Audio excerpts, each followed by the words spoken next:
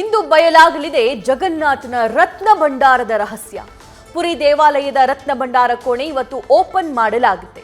ಒಡಿಶಾ ರಾಜ್ಯದಲ್ಲಿರುವ ಪುರಿ ಜಗನ್ನಾಥ ದೇವಾಲಯ 46 ವರ್ಷಗಳ ನಂತರ ಈ ಕೋಣೆ ತೆರೆಯೋದಕ್ಕೆ ಸಮಿತಿ ಮುಂದಾಗಿದೆ.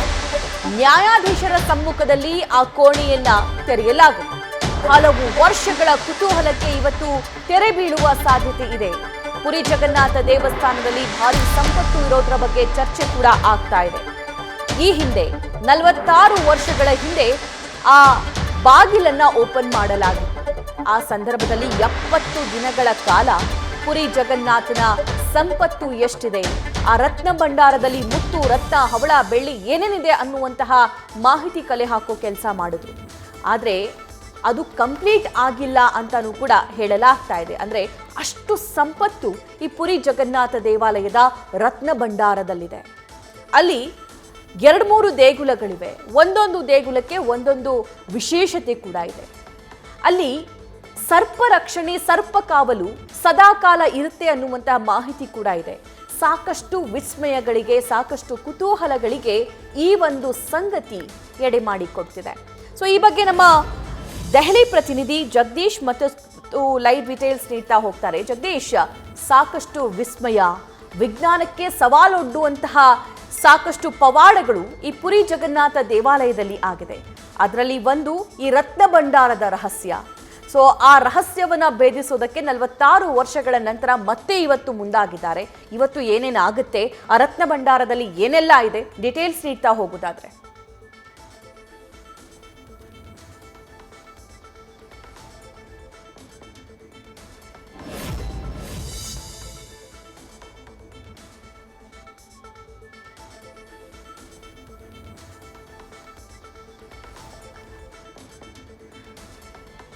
ರತ್ನ ಭಂಡಾರದ ರಹಸ್ಯ ಏನಿದೆ ಅನ್ನೋದೇ ಸದ್ಯಕ್ಕೆ ಕುತೂಹಲ.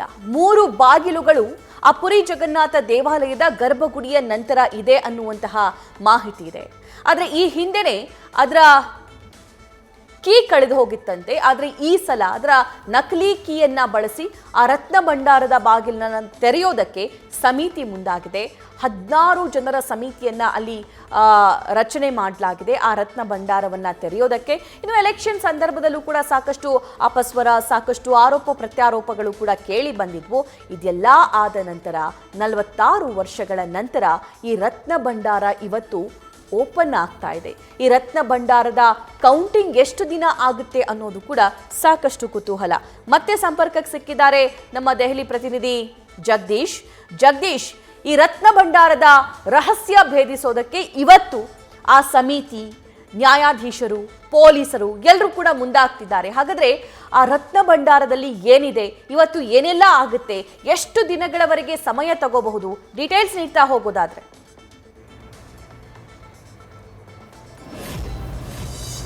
ಸಭಾ ಪುರಿ ಜಗನ್ನಾಥ ದೇವಸ್ಥಾನವೇ ಒಂದು ರಹಸ್ಯಮಯ ಇರುವಂಥದ್ದು. ಇವತ್ತು ಆ ಒಂದು ರತ್ನ ಭಂಡಾರವನ್ನು ಓಪನ್ ಮಾಡೋದಕ್ಕೂ ಸಹಿತ ಕ್ಷಣಗಣನೆ ಈಗಾಗಲೇ ಆರಂಭ ಆಗಿದೆ. ಈ ಒಂದು ರತ್ನ ಭಂಡಾರದ ಬಾಗಿಲನ್ನು ಓಪನ್ ಮಾಡೋದಕ್ಕೆ ಈ ಹಿಂದೆ 3 ಸಾರಿ ಪ್ರಯತ್ನವನ್ನ ಪಡಲಾಗಿದೆ. ಆವಾಗ ಬ್ರಿಟಿಷರ ಕಾಲದಲ್ಲಿ 1803ರಲ್ಲಿ ಮೊದಲ ಬಾರಿಗೆ ಪ್ರಯತ್ನವನ್ನ ಪಟ್ಟಿತ್ತು. ಆವಾಗ ಓಪನ್ ಅನ್ನ ಮಾಡಿದ್ರು. ಅದಾದ್ಮೇಲೆ 1923ರಲ್ಲಿ 2ನೇ ಬಾರಿಗೆ ಓಪನ್ ಆಗುತ್ತೆ. ಮತ್ತು ಅದರ ಜೊತೆಗೆ ಸ್ವತಂತ್ರ ಬಂದ ನಂತರ 1978ರಲ್ಲಿ 3ನೇ ಬಾರಿಗೆ ಓಪನ್ ಮಾಡಲಾಗುತ್ತೆ.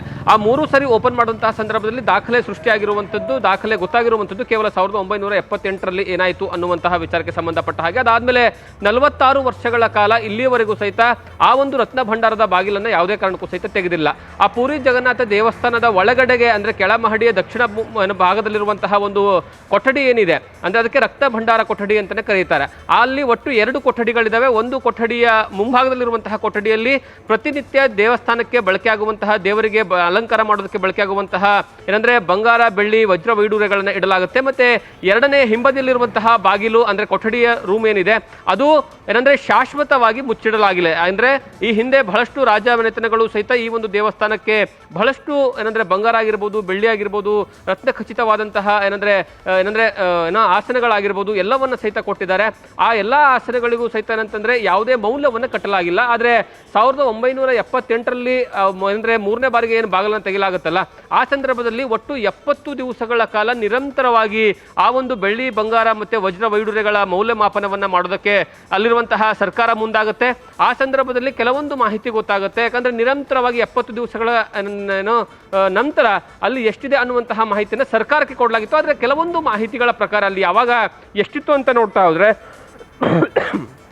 150 kg ಚಿನ್ನ ಇತ್ತು. ಅದರ ಜೊತೆಗೆ 1.50 ಲಕ್ಷ ಗ್ರಾಮ್ ಚಿನ್ನವನ್ನ ಜೊತೆಗೆ ಅದ್ರ ಜೊತೆಗೆ ಏನಂದ್ರೆ ಹವಳ ಮುತ್ತು ರತ್ನಗಳನ್ನು ಹೋಲುವಂತಹ ಏನಂತಂದ್ರೆ ಆಭರಣಗಳಿದ್ವು. ಅದರ ಜೊತೆಗೆ 258 ಕಿಲೋಗ್ರಾಂಗಳಷ್ಟು ಬೆಳ್ಳಿ ಇತ್ತು.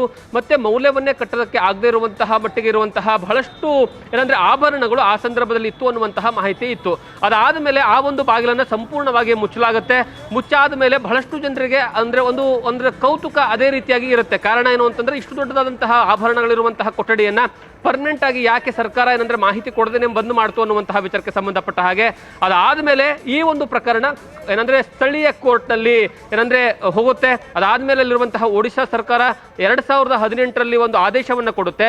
ಸ್ಥಳೀಯ ಸರ್ಕಾರ ಈ ಕೂಡಲೇ ಆ ದೇವಸ್ಥಾನದ ಬಾಗಿಲನ್ನು ರತ್ನ ಭಂಡಾರದ ಬಾಗಿಲನ್ನು ತೆಗೆದು ಅದರ ಸಂಪೂರ್ಣವಾದಂತಹ ಮೌಲ್ಯಮಾಪನವನ್ನ ಮಾಡಿ ಜನರಿಗೆ ಮಾಹಿತಿಯನ್ನು ಕೊಡಬೇಕು ಅನ್ನುವಂತಹ ವಿಚಾರವನ್ನು ಹೇಳುತ್ತೆ. ಆ ಸಂದರ್ಭದಲ್ಲಿ ಅಲ್ಲಿರುವಂತಹ ಒಂದು ಸಮಿತಿ ಆ ಒಂದು ಭಂಡಾರವನ್ನು ತೆಗೆಯೋದಕ್ಕೆ ಮುಂದಾದಂತಹ ಸಂದರ್ಭದಲ್ಲಿ ಅಲ್ಲಿರುವಂತಹ ರತ್ನ ಭಂಡಾರದ ಬಾಗಿಲಿನ ಕೀಲಿಯೇ ಕಳೆದು ಹೋಗಿದೆ, ಅಲ್ಲಿ ನಕಲಿ ಕೀಲಿ ಇತ್ತು ಅನ್ನುವಂತಹ ವಿಚಾರಕ್ಕೆ ಸಂಬಂಧಪಟ್ಟ ಹಾಗೆ ಮಾಹಿತಿ ಹೊರಗೆ ಬರುತ್ತೆ. ಆ ಸಂದರ್ಭದಲ್ಲಿ ದೊಡ್ಡ ಮಟ್ಟದಲ್ಲಿ ರಾಜಕೀಯ ಚರ್ಚೆಗಳಾಗ್ತವೆ. ಅಲ್ಲಿ ನವೀನ್ ಪಟ್ನಾಯಕ್ ಅವರು ಸಿಎಂ ಇರ್ತಾರೆ. ನವೀನ್ ಪಟ್ನಾಯಕ್ ಅವರು ಸಿಎಂ ಇದ್ದಂತಹ ಸಂದರ್ಭದಲ್ಲಿ ಆ ಒಂದು ವಿಚಾರವನ್ನ ಅಲ್ಲಿಗೆ ಮುಕ್ತಾಯಗೊಳಿಸಲಾಗುತ್ತೆ.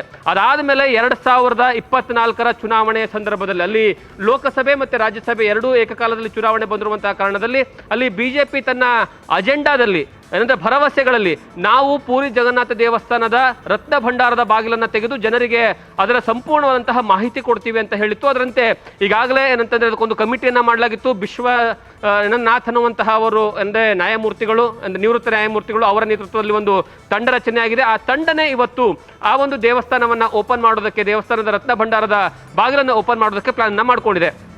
ಬಹಳಷ್ಟು ಕೌತುಕ ಇರುವಂತದ್ದು, ಒಂದು ಒರಿಜಿನಲ್ ಕೀಲಿ ಕಳೆದು ಹೋಗಿದೆ.